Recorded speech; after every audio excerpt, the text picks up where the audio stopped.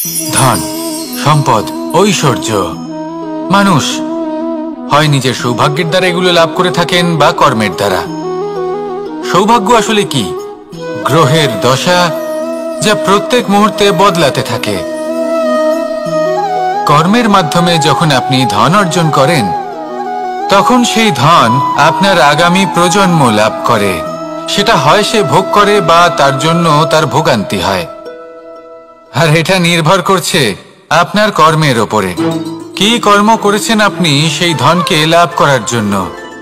যদি আপনি সৎ পথে চলেন, নিষ্ঠা ভরে আপনি কর্ম করে থাকেন এবং তার ফলে আপনি ধন অর্জন করে থাকেন, তাহলে আপনার আগামী প্রজন্ম সেটা ভোগ করবে, সেটা প্রয়োগ করবে নিজের বিকাশের জন্য। কিন্তু যদি আপনি কুকর্ম করে থাকেন, কোনো রকম ছলনা করে থাকেন এই ধন লাভ করার জন্য, তাহলে 100% আপনার আগামী প্রজন্মকে এর জন্য ভুগতেই হবে। তাহলে আপনি কি চাইবেন? যে আপনার আগামী প্রজন্ম সুখ ভোগ করবে, নাকি আপনার কুকর্মের পরিণাম ভোগ করবে? নির্বাচন আপনারই। আসুন আমার সাথে ভালোবেসে বলুন, রাধা রাধা। লোভ আপনার অন্তরের আরো একটা শত্রু। দেখতে গেলে এটা একটা শব্দ, একটা সংস্কৃত শব্দ। লব ধাতু থেকে উৎপন্ন হয়েছে। এর অর্থ কিছু লাভ করা। কিছু লাভ করা অনুচিত নয়, আরো কিছু লাভ করাও অনুচিত নয়, কিন্তু সব থেকে বেশি আমিই লাভ করব। আমি আরো চাই, আরো বেশি চাই, আরো বেশি পেতে চাই। এটাই হলো লোভ। আর এই লোভ যখন গ্রাস করে, তখন আপনি যা পেতে চান, সে ধনই হোক বা মানই হোক, তা অর্জন করার জন্য মানুষ যে কোনো স্তরে পৌঁছে যেতে পারে। যদি মানুষ ধন অর্জন করতে চান, তাহলে তার জন্য তারা অধর্মের পথেও চলতে পারেন। যদি সম্মান অর্জন করতে চান, তাহলে অন্য মানুষকে ছোটও করতে পারেন। শেষ পর্যন্ত আপনার এটা মনে হতে পারে যে যদি একটু অল্পই প্রাপ্ত করতাম, কিন্তু ভালোবেসে প্রাপ্ত করতাম, এই জীবন আরো অনেক বেশি সুখী হতো। লোভ আপনার জীবনে, আপনার মনে কখন যে প্রবেশ করবে সেটা আপনি জানতেও পারবেন না। তাই এটা চিনতে শিখুন আর তৎক্ষণাৎ জীবন থেকে বাইরে ফেলে দিন। যা কিছু লাভ করতে চান তা ভালোবেসে লাভ করুন, আর সেই ভালোবাসার সাথেই বলুন, রাধা রাধা। জীবনে ক্ষমা চাওয়া তাও কিছুটা সহজ, ক্ষমা করতে পারা অত্যন্ত কঠিন। ক্ষমা 2 অক্ষরের এই শব্দ হতে পারে, কিন্তু অত্যন্ত বড় এই শব্দ, অত্যন্ত গুরুত্বপূর্ণ এই শব্দ। কখনো কখনো অন্য কাউকে ক্ষমা করে দেওয়া তাও কিছুটা সহজ কাজ, কিন্তু নিজেকে ক্ষমা করতে পারা অত্যন্ত কঠিন হয়ে দাঁড়ায়। অতীতে যদি আমাদের এমন কোনো ভুল হয় যে কারণে আমরা নিজেকে ক্ষমা করতে পারি না, অনেক সময় এমন কিছু ভুল করে বসি যে বিষয় শুধু আমরাই জানি, কিন্তু আমরা নিজেকে ক্ষমাই করতে পারি না। আর আমাদের বিকাশ সেখানে স্তব্ধ হয়ে যায়। কারণ যদি আপনি ক্ষমা করতে না শেখেন, নিজেকে ক্ষমা যদি না করতে পারেন, তাহলে তা আপনার জীবনের সব থেকে বড় বাধা হয়ে দাঁড়াবে। সেই জন্য জীবনে অবশ্যই শিখুন যে কিভাবে নিজেকে ক্ষমা করতে হয়, আর শিখুন যে আগের করা ভুল আবার কি করে না করা যেতে পারে। এই মন হালকা হবে আর প্রসন্ন হয়ে বলবে, রাধা রাধা। এই সংসারে যখনই কোনো সমস্যা আসে, তখন আমরা আমাদের সব থেকে বড় সম্বলের কাছে আশ্রয় খুঁজি, তা হলো আমাদের বিশ্বাস। এবার প্রশ্ন হলো এটাই যে এই বিশ্বাস কার ওপর করা যেতে পারে? পরিবারের ওপর, বন্ধুর ওপর, নাকি তাদের ওপর বিশ্বাস করা উচিত যাদেরকে আমরা কখনো সঙ্গ দিয়েছি? দেখুন, এই সংসারে বিপদের সম্মুখীন হলে কে আপনাকে সাহায্য করবে সেটা নির্বাচন করা আপনার হাতে নেই। সেটা সেই সকল ব্যক্তির উপর নির্ভরশীল যে তারা আপনাকে সাহায্য করবে নাকি করবে না।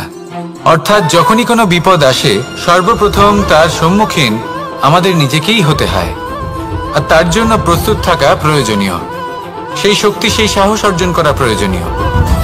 দেখুন, যখনই অন্ধকার আসে, তখন সবার আগে কে আপনাকে ত্যাগ করে চলে যায়? আপনার নিজেরই ছায়া।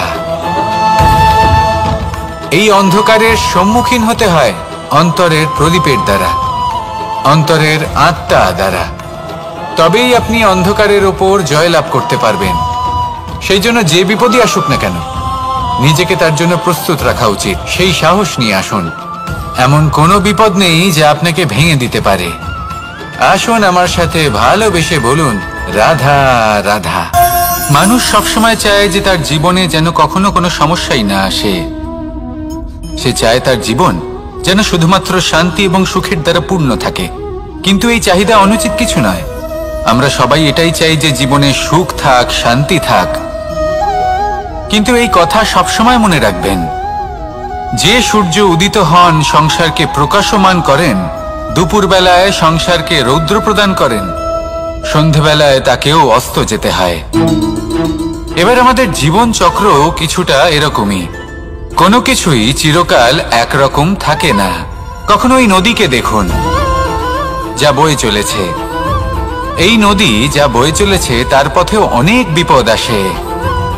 বড় বড় পাথরের সম্মুখীন হয়ে তাকেও সামনে এগিয়ে যেতে হয়। একটি পুকুর যা চারদিক থেকে ঘেরা, তার জীবনে কিন্তু কোনো সমস্যা নেই। কিন্তু এই সংসারে পুকুরের পুজো করা হয় না, পুজো করা হয় নদীকে। মনে রাখবেন, সমস্যার ঊর্ধ্বে তিনি উঠতে পারেন যিনি সমাধি লাভ করেছেন, যিনি এই সংসারেই নেই। যিনি এই সংসারে আছেন এবং জীবিত আছেন, তার জীবনের সমস্যা হলো শ্বাসবায়ুর মতোই গুরুত্বপূর্ণ। আসুন আমার সাথে ভালোবেসে বলুন, রাধা রাধা। আজ আমি আপনাকে একটা ছোট্ট কাহিনী শোনাবো। একবার আমি, রাধা আর দাদা, আমরা তিনজনে মিলে লুকিয়ে একটা উপবনে গেলাম আম পেড়ে খেতে। অনেক পরিশ্রম করে আমরা ওখানে পৌঁছলাম আর আমরা আশ্চর্যচকিত হয়ে গেলাম এটা দেখে যে এবার তো আম পাকেইনি। এবার দাদা কি করলেন, একটা আম পাড়লেন আর সেটা চাখলেন, আর উনি নিরাশ হয়ে পড়লেন। উনি বললেন যে এটা তো খুবই টক। তারপর রাধা একটা আম পাড়লো আর সেটা চেখে দেখল, আর রাধা উৎসাহিত হয়ে পড়ল। আমি রাধাকে জিজ্ঞেস করলাম, কি হয়েছে, তুমি এত উৎসাহিত কেন? তখন রাধা বলল যে এবার এত বেশি টক আম হয়েছে যে এগুলো দিয়ে আমরা আচার বানাবো। তাহলে দাদা ওখান থেকে বেরিয়ে গেলেন নিরাশ হয়ে এবং খালি হাতে। রাধাও ওখান থেকে বেরিয়ে গেল কিন্তু উৎসাহিত হয়ে, আর অনেকগুলো কাঁচা আম সাথে নিয়ে। এর থেকে আমরা কি শিক্ষা পেতে পারি? যে প্রত্যেকটা স্থানে এমন কিছু রয়েছে যেখান থেকে আমরা কিছু একটা শিক্ষা লাভ করতে পারি, যা আমাদেরকে বিকাশের পথে নিয়ে যেতে পারে। এই শিক্ষা প্রত্যেক স্থানে আছে। সবকিছু আমাদের দৃষ্টিভঙ্গির উপর নির্ভর করছে। যখনই আমাদের জীবনে, আমাদের সম্পর্কে কোনো সমস্যা, কোনো বিপদ আসে, তখন বেশিরভাগ মানুষ সেই বিষয় নিয়ে দুঃখী হয়ে পড়েন। আর কিছু মানুষ এমনও থাকেন যারা শেষ পর্যন্ত তার সমাধান করেন, বিপদকে পরাজিত করেন, সম্পর্কগুলিকে আবার জুড়ে দেন। যদি আপনি সুখের খোঁজ করেন তাহলে আপনি সুখ অবশ্যই পাবেন, প্রসন্নতা অবশ্যই পাবেন। যদি আপনি দুঃখ খোঁজেন তাহলে দুঃখ অবশ্যই পাবেন। এবার আপনি কি খুঁজতে চান, সেই চয়ন আপনারই। আসুন আর আমার সাথে ভালোবেসে বলুন, রাধা রাধা। কখনো কোনো প্রজাপতিকে উড়তে দেখেছেন? কি সুন্দর উড়ে বেড়ায় সে, এক ফুল থেকে অন্য ফুলে, এক পাতা থেকে অন্য পাতার উপর। কিন্তু সে কিভাবে উড়তে শেখে কখনো ভেবেছেন? জন্ম থেকেই কিন্তু প্রজাপতির ডানা থাকে না। ও কিন্তু ছোট্ট একটা ডিমের আকারে জন্ম লাভ করে। তারপর সেই ডিমটি ভেঙে একটি কীট বাইরে আসে। আস্তে আস্তে সে বড় হয়, ওর শক্তি বৃদ্ধি পায়। তারপর সে সেই কীট দশা ত্যাগ করে নিজের ডানাগুলি মেলে। এই প্রক্রিয়া তার কাছে সরল নয়, অত্যন্ত যন্ত্রণাদায়ক প্রক্রিয়া, কিন্তু সে সেই যন্ত্রণা মেনে নেয়। আর তারপর আস্তে আস্তে সে উড়তে শেখে। শুধুমাত্র আকাশে উড়ে বেড়ায় তা নয়, আমাদের মনের মাঝে উড়ে বেড়ায়। এবার এই ডিম থেকে প্রজাপতি হয়ে ওঠার যে যাত্রা, এটা যতটা কঠিন, ততটাই কঠিন হয় এই সংসারে শ্রেষ্ঠ কর্ম করা, ততটাই কঠিন হয় এই সংসারে মহান হয়ে ওঠা। সেই জন্য প্রয়োজনীয় প্রচেষ্টা, এবং সময়। নিরন্তর প্রচেষ্টা করতে থাকুন, পর্যাপ্ত সময় নিন এবং আপনি নিজেকে এই আকাশে উড়ন্ত অবস্থায় পাবেন। আসুন আমার সাথে ভালোবেসে বলুন, রাধা রাধা, রাধা রাধা। আপনারা হয়তো ভাবছেন কি আশ্চর্য ব্যাপার, প্রত্যেকবার আমি কথা শেষ হওয়ার পরে রাধা রাধা বলি। এইবার আমি আগেই বলে দিলাম। কারণটা কি? কারণ হলো অত্যন্ত বিশেষ। প্রত্যেকবার কথা সমাপ্ত হবার পরে আপনাদের সবার মধ্যে ভালোবাসা বিতরণ করতে চাই, তাই রাধা রাধা বলি। কিন্তু এইবার এই নতুন এবং বিশেষ সূত্রপাতে প্রথমে প্রেম বিতরণ করা অত্যন্ত আবশ্যক। এবার একটা বিষয় আছে যা জানেন হয়তো সকলেই, কিন্তু বুঝতে খুব কম জন পারেন। এই প্রেম, এই আনন্দ, এই সকল কিছুর সূত্রপাত হয় নিঃস্বার্থ আবেগের দ্বারা।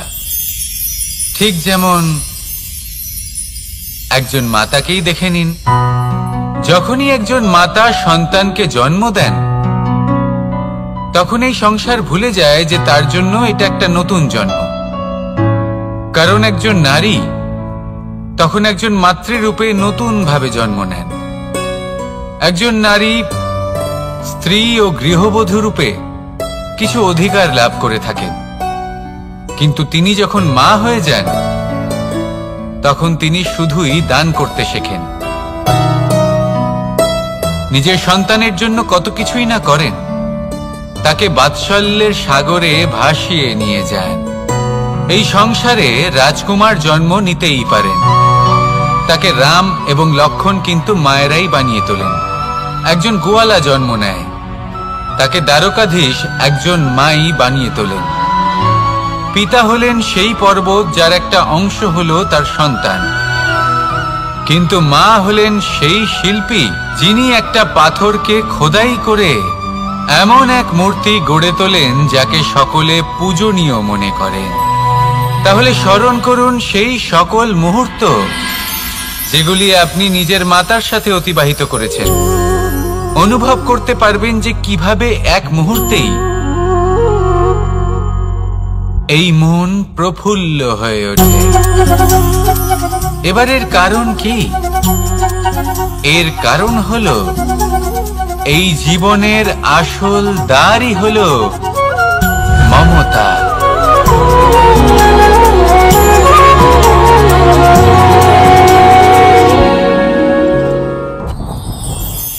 যত শক্তিশালী এই মন, তত শক্তিশালী এই শরীরও।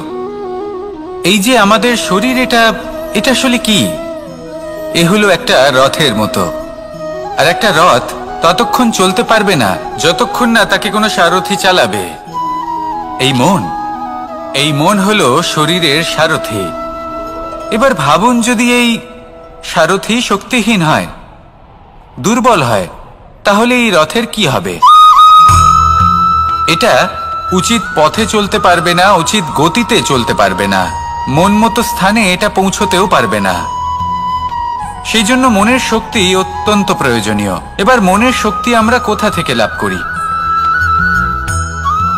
দৃঢ়তার শক্তি থেকে। এবার এই শক্তি আমরা কিভাবে বাড়াতে পারি? আমরা প্রতিদিন কিছু নতুন স্থির করি, কিছু ছোট কিছু বড়। আর যেই আমরা নতুন কিছু পূর্ণ করি, আমাদের মনের শক্তি বেড়ে যায়। আর যদি পূর্ণ না করতে পারি, মনের শক্তি কমে যায়। একটা দেওয়ালের মতো ছোট ছোট ছোট ছোট শিলা আমরা একটার পর একটা স্থাপন করে একটা দেওয়াল তৈরি করি। এতগুলো পাথর যখন একত্রিত হয়ে যায়, তখন এমন এক দেওয়াল তৈরি হয় যাকে ভাঙা প্রায় অসম্ভব হয়ে দাঁড়ায়। সেরকমই হয় মন এবং দৃঢ়তা। ছোট ছোট কাজ করে নিজের লক্ষ্য পূর্ণ করুন। এই লক্ষ্য যদি পূর্ণ হয়, তবে মনের শক্তি বাড়বে। কিছুটা এইভাবে যে যত বড়ই বিপদ আসুক না কেন, সেই বিপদ নিজে হার মেনে নেবে, কিন্তু আপনার মন ততটাই শক্তিশালী থাকবে। তাই মনের শক্তি বাড়াতে থাকুন, যাতে আপনি উচিত পথে চলতে পারেন, উচিত গতিতে চলেন আর মনোবাঞ্ছিত স্থানে পৌঁছতে পারেন। তবেই এই মন প্রসন্ন হয়ে বলবে, রাধা রাধা। আমি রাধাকে ভালোবাসি। আর এই কথাটা সমগ্র সংসার জানে। আর সময় অন্তরে লীলার দ্বারা, বিভিন্ন ঘটনা দ্বারা, কর্মের দ্বারা আমি নিজের এই ভালোবাসা রাধার সামনে প্রকাশ করি। এবার আপনি বলবেন, এসবের কি প্রয়োজন? রাধা কি এই কথা জানে না যে কৃষ্ণ তাকে কতটা ভালোবাসে? অবশ্যই জানে, কিন্তু এই যে ভালোবাসা, তা মনে রেখে দেওয়ার জন্য নয়, তা প্রকাশ করার জন্য। আর বারংবার এই ভালোবাসাকে প্রকাশ করা উচিত, উচিত সময় এবং উচিত সুযোগ দেখে। কিরকম? এবার যদি আপনি প্রেমীর সাথে কোনো উৎসবে থাকেন, তাহলে তার সাথে নৃত্য সঙ্গীত করুন। যদি ভিড়ের মাঝে থাকেন, তখন প্রেমীকে সম্মান করুন, একান্তে প্রসাধন করুন। দুঃখের সময় তার হাত ধরে থাকুন, সুখের সময় আলিঙ্গন করে রাখুন। এই প্রেম যত প্রকাশ করবেন, ততই এই প্রেমের বৃদ্ধি হবে। এই প্রেম আরো বেশি গভীর হবে, অটুট হবে। তাই এই প্রেমকে মনে নয়, আপনার জীবনে স্থান দিন। মন খুলে প্রকাশ করুন আর আমার সাথে ভালোবেসে বলুন, রাধা রাধা। মুঠো হাতের শক্তি বেশি, মুঠো খুললেই তা দুর্বল। তা এমন কি থাকা উচিত এই বন্ধ মুঠোয় যা লাখের সমান? মানসিকতা এবং স্বপ্ন। মানুষ জন্মগ্রহণ করে, তার মানসিকতা সময়ের সাথে উন্নত হয়। মানসিকতা অনুযায়ী সে স্বপ্ন দেখে, আর সেই স্বপ্ন সার্থক করতে সে পরিশ্রম করতে থাকে। কিন্তু খুব গুরুত্বপূর্ণ একটা কথা আছে যা আপনার মনে রাখা উচিত। আপনার এই মানসিকতা, আপনার এই স্বপ্ন, তা যেন আপনার নিয়ন্ত্রণে থাকে। আপনার বন্ধ মুঠোয় যেন এর লাগাম থাকে, আপনি যেন এর প্রভু হন। যদি তা হয়, তবেই আপনি লাভবান হবেন। যদি এরা আপনাকে নিয়ন্ত্রণ করতে থাকে, যদি আপনার মুঠো খুলে যায়, না পথ আপনার নিয়ন্ত্রণে থাকবে, না মানসিকতা থাকবে, না স্বপ্ন নিয়ন্ত্রণে থাকবে। আর যদি তাই হয়, তাহলে আপনি আপনার ভবিষ্যৎ নষ্ট করে ফেলবেন। তাই নিয়ন্ত্রণ করতে শিখুন নিজের বিচার বুদ্ধি, নিজের মানসিকতা, নিজের স্বপ্নকে। নিজের এই স্বপ্ন পূরণ করুন আর আমার সাথে ভালোবেসে বলুন, রাধা রাধা। আমার কাছে যশোদা মা যেমন, আমার কাছে দেবকী মা যেমন, আমার কাছে ঠিক তেমনই হলেন গোমাতা। এবার ভেবে দেখার বিষয় হলো এটা যে এই সংসারে অসংখ্য প্রাণী আছে। একজন গাইকে একজন মায়ের মর্যাদা কেন দেওয়া হয়? তাহলে এর অনেকগুলো কারণ আছে। এই গাই অর্থাৎ গোমাতা, এনারা হলেন অত্যন্ত শান্ত, শান্তি প্রিয়, কখনো কারোর কোনো ক্ষতি করতেই পারেন না। গোমাতা যে দুধ নিজের বাছুরকে পান করান, সেই দুধই আমাদেরও দেন। সেই দুধ পান করে আমরা শক্তি লাভ করি। এই দুধ থেকে আমরা মাখন, ঘি, পায়েস, এইসব সুস্বাদু খাবার লাভ করি। গোমাতার গোবর আমাদের জ্বালানি হিসেবে সাহায্য করে, যার ফলে খুব কম সংখ্যক কাঠ ব্যবহার করা যায় এবং বেশিরভাগ জঙ্গল সুরক্ষিত থাকে। গোমাতার গোমূত্র, সেটাও আমাদের কাছে লাভজনক। এর দ্বারা আমরা অনেক রোগ থেকে মুক্তি লাভ করতে পারি। গোমাতা যখন একটি বাছুরকে জন্ম দেন, তখন সেই বড় হয়ে আমাদের ক্ষেত কর্ষণ করে। সেই জন্য গাইকেও জীবনে মায়ের মর্যাদা দেবেন।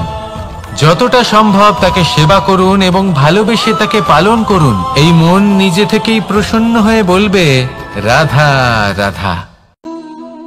চলতে থাকা, থেমে যাওয়া, বিশ্রাম নেওয়া, তারপর দম নিয়ে পুনরায় দাঁড়িয়ে পড়া, আর তারপর আবার সেই পথ চলা। এটা জীবনের অভিন্ন এক অঙ্গ, এটার থেকে আপনি পালাতে পারবেন না। কিন্তু এই অঙ্গকে আপনি নিজের জীবনে কিভাবে প্রয়োগ করবেন, কিভাবে তাকে কাজে লাগাবেন, সেই সিদ্ধান্ত আপনাকে নিতে হবে। যারা হেরে যান তারাও জীবনে থমকে যান, আবার যারা জেতেন তারাও দাঁড়িয়ে পড়েন। যারা হেরে যান তারা হাঁপিয়ে দাঁড়িয়ে পড়েন, যারা জিতে যান তারা দাঁড়িয়ে পড়েন সেই সর্বোচ্চ স্তরে পৌঁছে গিয়ে। এবার দাঁড়াতে তো আপনাকে হবেই, তা হতেই হবে। কিন্তু কখন, কিভাবে দাঁড়াবেন, ক্লান্ত হয়ে নাকি সর্বোচ্চ স্তরে পৌঁছে গিয়ে, সেই সিদ্ধান্ত আপনার। অবশ্যই দাঁড়িয়ে পড়ুন, কিন্তু ক্লান্ত হয়ে নয়, কারণ আপনাকে পুনরায় দাঁড়িয়ে পড়তে হবে, পুনরায় যাত্রাপথে এগোতে হবে এবং সর্বোচ্চ স্তরে পৌঁছতেই হবে। রাধা রাধা। স্বপ্ন, আমরা জীবনে স্বপ্ন দেখতে থাকি, সেটা পূরণ করার পূর্ণ প্রয়াস করে থাকি, কিন্তু এই স্বপ্ন পূরণ না হওয়ার পরিস্থিতিতে আমরা ভেঙে পড়ি, ছিন্ন বিচ্ছিন্ন হই, আর তারপরেই বোঝা আমরা আগামী প্রজন্মের ওপর রীতিমতো চাপিয়ে দিই। আমরা এটাই মনে করি যে আমরা যেটা হতে পারিনি সেটা আমাদের সন্তান অবশ্যই হবে, আমরা যা কখনো পাইনি আমাদের সন্তান অবশ্যই তা পাবে। এটা যে অনুচিত সেটা আমরা ভাবি না, কিন্তু এটা ভুল, আর এই ভুল আমরা সকলেই করে থাকি। সন্তান প্রকৃতি আর পরমাত্মার আশীর্বাদ, ওদের ভেতরে তাদের নিজের একটা অস্তিত্ব লুকিয়ে থাকে, সেটা রাধা রাধা। এই পুকুর দেখছেন আপনি, পুকুরের জল কখনো প্রবাহিত হয় না, একই স্থানে জমে থাকে, আর সেই কারণে কিছুদিন পর ময়লা হতে শুরু করে, কিন্তু তাও আমরা একে ত্যাগ করি না, আমরা তবুও একে পুজো করি। শুধুমাত্র এই কারণে নয় যে অতীতে সে আমাদের তৃষ্ণা মিটিয়েছে, কিন্তু এই কারণেও যে যদিও বা সে ভবিষ্যতে আমাদের তৃষ্ণা না মেটায়, কিন্তু প্রয়োজন হলে আগুন অবশ্যই নেভাতে পারে। ঠিক সেই রকমই হয় আমাদের সম্পর্ক, সম্পর্ক যা আমরা বহু বছর পরিশ্রম করে তৈরি করি, যে দরকার পড়লে আমাদের সহায়ক হয় কোনো না কোনোভাবে। সেই জন্য সম্মান করতে শিখুন এই সম্পর্কগুলিকে, শিখুন এই সম্পর্কগুলিকে অটুট রাখতে। কথায় কথায় এই সম্পর্কগুলিকে ভেঙে দিতে শিখবেন না। রাধা রাধা। বিষ, এই শব্দটা শুনলেই মনে অনেক কল্পনা জন্ম নেয়। কল্পনা অসহ্যকর তিক্ততা, কল্পনা অত্যন্ত বেদনাদায়ক মৃত্যু। এবার যদি আপনাকে জিজ্ঞেস করা হয় যে সবচেয়ে বিষাক্ত বিষ কোনটা, তাহলে আপনি কি বলবেন? কেউ বলবে সর্পের বিষ, কেউ বলবে কাঁকড়া বিছের, কেউ বলবে কালকেউটের বিষ, কিন্তু না, এই সমস্ত রকম বিষ সেই বিষের সামনে টিকতে পারবে না যাকে আমরা বলে থাকি কানের মধ্যে ঢালা বিষ। শুনতে অত্যন্ত মিষ্টি, কিন্তু তিক্ততায় অত্যন্ত বিষাক্ত। পেটের মধ্যে যাওয়া এই বিষ শুধুমাত্র একটি মানুষের মৃত্যুর কারণ হয়, কেবল একটি, কিন্তু কানের মধ্যে ঢালা এই বিষ একাধিক সম্পর্কের নাশ করতে পারে। আর এটাতে সেই ব্যক্তির ভুল নেই যে আপনার কানে বিষ ভরেছে, আপনি তাকে দোষ দিতে পারেন না। এখানে দোষ আপনার নিজের, যে এই বিষকে আপনি নিজের উপরে প্রভাব ফেলতে দিয়েছেন, এই বিষকে সুযোগ দিয়েছেন আপনার ক্ষতি করতে, এটা আপনার ভুল। সেই জন্য কুমন্ত্রণায় কখনো কান দেবেন না। আপনার মনে ভালোবাসার দৃঢ়তা জাগিয়ে তুলুন আর নষ্ট করে দিন এই সংসারের সমস্ত বিষের প্রভাবকে। রাধা রাধা। জীবন, আমাদের এই জীবন সুখ আর দুঃখ, এই দুইয়ের মিশ্রণ, এদের সংমিশ্রণই জীবনের ভারসাম্য বজায় রাখে। এখন এই সুখ, সুখ এমন এক বস্তু যাকে সবাই খুঁজে চলেছে। দুঃখ এমন এক অনুভূতি যা সবার কাছে আছে। আমাদের প্রত্যেকের জীবনে সুখ আর দুঃখ আসতে থাকবে আর যেতেও থাকবে, এটা অবশ্যই জীবনে থাকবে। কিন্তু সফলতা, এটা সবার জীবনে আসে না। কেন? কারণ এই সফলতা সুখ আর দুঃখের দ্বারা প্রাপ্ত হয় না। সফলতা প্রাপ্ত হয় নিজের উপরে বিশ্বাস করতে থাকলে। আকাশের ওই সূর্যকে দেখুন, সূর্যের বিশ্বাস আছে নিজের উপর যে সে সমস্ত জগৎকে আলোকিত করতে পারবে, নিজের প্রথম রশ্মি দিয়ে অন্ধকারকে দূর করতে পারবে। সূর্য এই বিশ্বাস নিয়েই আসে, আর কিছুক্ষণের মধ্যেই সমস্ত সংসার থেকে অন্ধকারকে বিনাশ করে ফেলে সে। তাহলে মনে রাখবেন, এই সুখের আভাস, এই দুঃখের অনুভূতি আসতেও থাকবে আর যেতেও থাকবে। শুধু নিজের উপরে বিশ্বাস রাখুন, তারপর দেখবেন এই সফলতা আপনার দাস হয়ে থাকবে। রাধা রাধা। চাঁদ কত শ্রেয়, শুভ্র, কত সুন্দর। কিন্তু যদি আপনি মনোযোগ সহকারে দেখেন তাহলে দেখবেন এই চাঁদেও দাগ আছে। আর এই দাগগুলি থাকার কারণে কি এই চাঁদের মাহাত্ম্য কখনো কমে যায়? কখনো নয়। এর কারণ হলো চাঁদের নিরন্তর চেষ্টা। একবার এই আকাশে দেখুন, এই অন্ধকার সবসময় চেষ্টা করে চাঁদকে ঢেকে দেওয়া, কিন্তু এই চাঁদ সবসময় এই অন্ধকারের সাথে লড়াই করতে থাকে। অমাবস্যা থেকে শুরু করে চাঁদের এই যাত্রা পূর্ণিমা অবধি পৌঁছেই যায়। আর তাই এই চাঁদের পুজো করা হয়, এই কারণে এই চাঁদকে মাহাত্ম্য দেওয়া হয়। এইভাবেই যদি আপনার মধ্যে কোনো দোষ থাকে, কোনো খারাপ কিছু থাকে, তাহলে সেটা কোনো বড় ব্যাপার নয়। চেষ্টা করুন সেটাকে শুধরে নেওয়ার, কিন্তু সেই কারণে নিজেকে খারাপ মনে করা এটা অনুচিত। নিজের ভুলগুলো, নিজের দোষগুলো, নিজের খারাপ দিকের কথা ভুলে আপনি এই সংসারের ভালোর দিকে প্রস্থান করেই দেখুন না। আপনি দেখবেন আপনার অন্তরের তেজ ঠিকরে বেরোচ্ছে। রাধা রাধা। এই পিঁপড়েদের দেখছেন আপনি? সবাই একই রকমের। এদের মধ্যে তফাৎ খুঁজে বার করা অসম্ভব। মনে হয় যেন ওদের আলাদা আলাদা অস্তিত্বই নেই। কিন্তু যদি আপনি মন দিয়ে দেখেন তাহলে দেখবেন প্রতিটা পিঁপড়ের আলাদা কাজ নির্ধারিত, তাদের আলাদা অস্তিত্ব আছে। কেউ বাড়ি বানানোর জন্য মাটি সংগ্রহ করতে পটু, কেউ ঢিপি বানাতে পটু, কেউ খাবার খোঁজায় পটু, আবার কেউ সেই খাবার আনায় পটু। ঠিক সেরকমই হয় মানুষেরা। মনে হতেই পারে সবাই একই রকম, কিন্তু প্রতিটা মানুষের ব্যক্তিত্ব, প্রতিটা মানুষের অস্তিত্ব ভিন্ন হয়।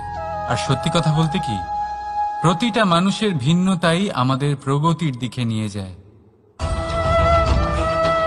ভাবুন, যদি আপনাকে কারোর সাথে হাত মিলিয়ে চলতে হয়, তাহলে আপনাকে আপনার সোজা হাত তার উল্টো হাতে ধরে এগোতে হবে। এটাই সৃষ্টিকর্তার সৃষ্টির নিয়ম। ভিন্নতা, এই ভিন্নতাকে আশীর্বাদ ভেবে চলুন, এতে কোনো খারাপ নেই। রাধা রাধা। দাদা আমাকে বহুবার জিজ্ঞেস করেন যে কানাই, তুমি রাধার সাথে এই সংসারকে প্রেম শেখাতে এসেছো, তাহলে কেন তুমি রাধাকে এত বিরক্ত করো? কেন ও তোমাকে বিরক্ত করে? কেন এই ঝগড়াঝাটি হয়? কেন এই টানাপোড়েন চলে? এবার এটার উত্তর আমি কিছুটা এইভাবে দিতে চাই। পিঁপড়ে সেই বাড়িতেই প্রবেশ করে যেখানে মধু উপস্থিত আছে। যদি আপনার বাড়িতে মধু থাকে, কোনো মিষ্টি জিনিস থাকে, মিষ্টত্ব থাকে, তাহলে পিঁপড়ে সেখানে অবশ্যই প্রবেশ করবে। ঠিক এইরকমই হয় আমাদের সম্পর্ক। এর মধ্যে ছোটখাটো ঝগড়াঝাটি, টানাপোড়েন, রাগ করা, মন ভাঙানো, এই সব তো চলতেই থাকে, বিশেষ করে সেই সম্পর্কগুলিতে যেখানে মিষ্টত্ব আছে। মনে রাখবেন, যেই সম্পর্কে কোনো খুনসুটি নেই, রাগ করা, মান ভাঙানো নেই, কোনো ছোটখাটো ঝগড়াঝাঁটি নেই, সেই সম্পর্ক শুধুমাত্র মস্তিষ্ক দিয়ে পালন করা হচ্ছে, মন থেকে নয়। তাই মন থেকে ভালোবাসতে শিখুন। আর এই ছোটখাটো ঝগড়াঝাঁটির, এই অম্ল মধুর খুনসুটির আনন্দ উপভোগ করুন, কারণ এতেও ভালোবাসা আছে। রাধা রাধা। এই পুস্তক বড়ই কাজের জিনিস। কাহিনী হোক, কবিতা হোক, স্মৃতি হোক, এতে যাই লিখে দেবেন তা ভবিষ্যতের পুঁজি হয়ে যাবে। কিন্তু যদি কখনো এমন হয় যে এই পুস্তক ময়লা হয়ে যায়, বা যদি কোনো পাতায় আপনি ভুল করে কালি ফেলে দেন, বা কোনো বাক্য লিখতে গিয়ে আপনি ভুল করে ফেলেন, তাহলে আপনি কি করেন? সেই পুস্তক কি আপনি তুলে ফেলে দেন? না, তাই তো? শুধু একটা পাতা ছিঁড়ে ফেলেন, যাতে সেই পুস্তক সঠিক থাকে, সুন্দর হয়ে ওঠে। এই পুস্তকের মতোই হয় আমাদের সম্পর্ক। তার সেই এক পাতা, একটা ভুল।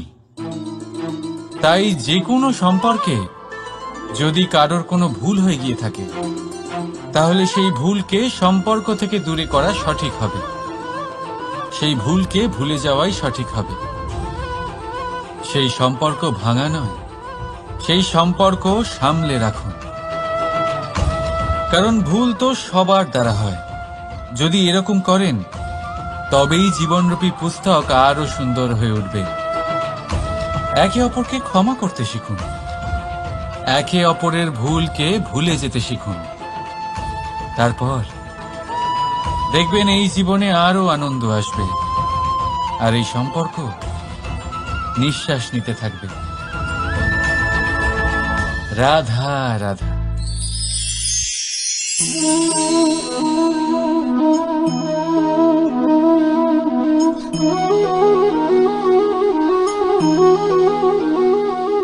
আমার এই ছায়া দেখতে পাচ্ছেন আপনি? প্রকাশের স্রোত যখন মধুর আর দূরে থাকে, তখন এই ছায়া লম্বা হয়ে যায়।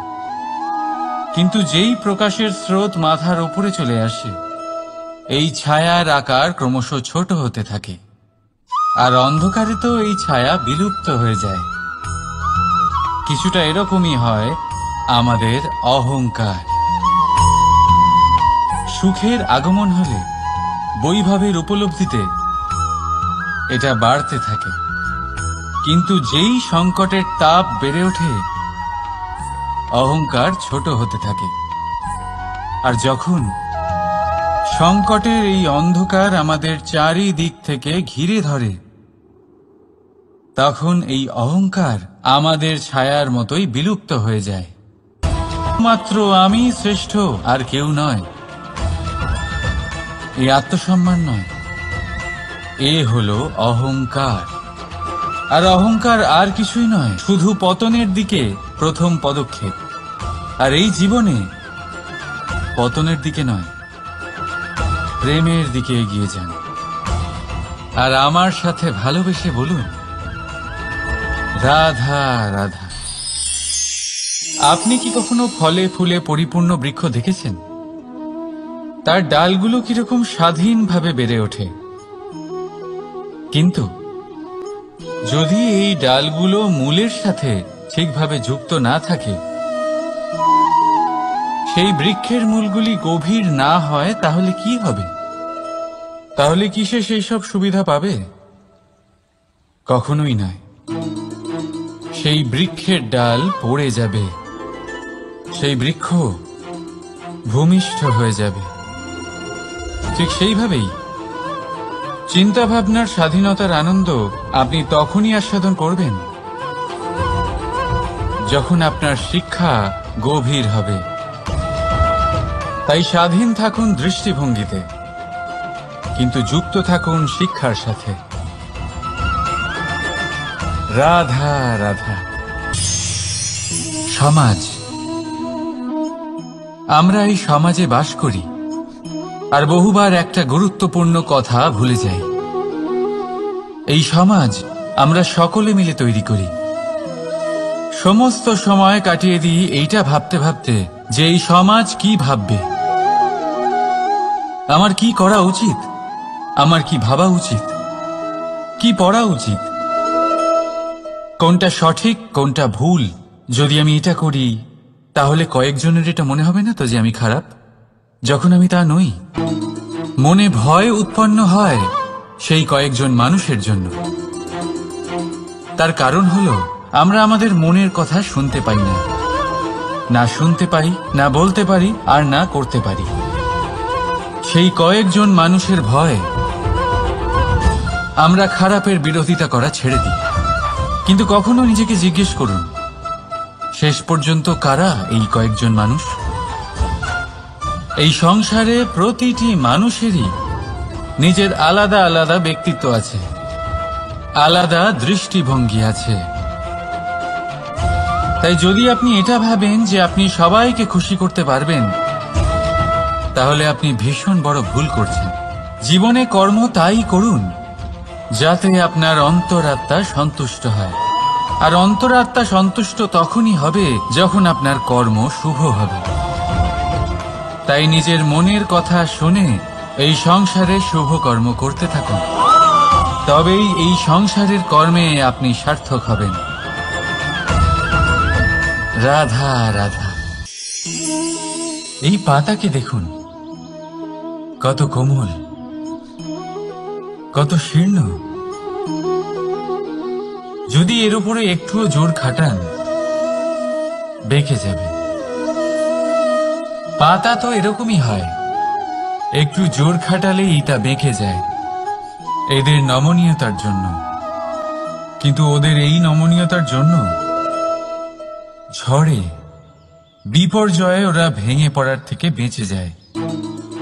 যদি এদের বদলে কোনো দৃঢ় বৃক্ষ হয়, তখন হাওয়ার তীব্র গতি সে সহ্য করতে পারে না, তার সম্মুখীন হতে পারে না, ভেঙে পড়ে যায় সে। ঠিক সেই রকমই হয় আমাদের সম্পর্ক। যদি এর মধ্যে সেই নমনীয়তা না থাকে, অহংকারের দৃঢ়তা থাকে, সেই সম্পর্ক নষ্ট হয়ে যায়।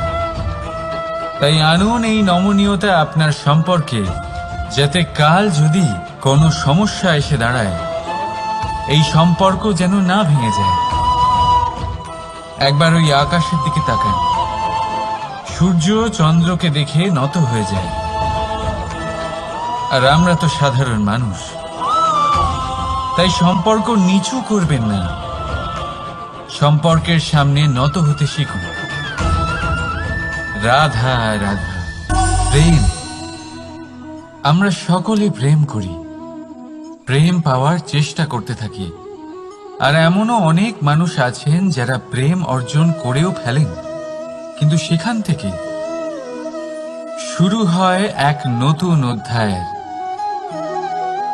আচমকা দুই প্রেমীর কিছু অনুচিত বলে মনে হতে থাকে।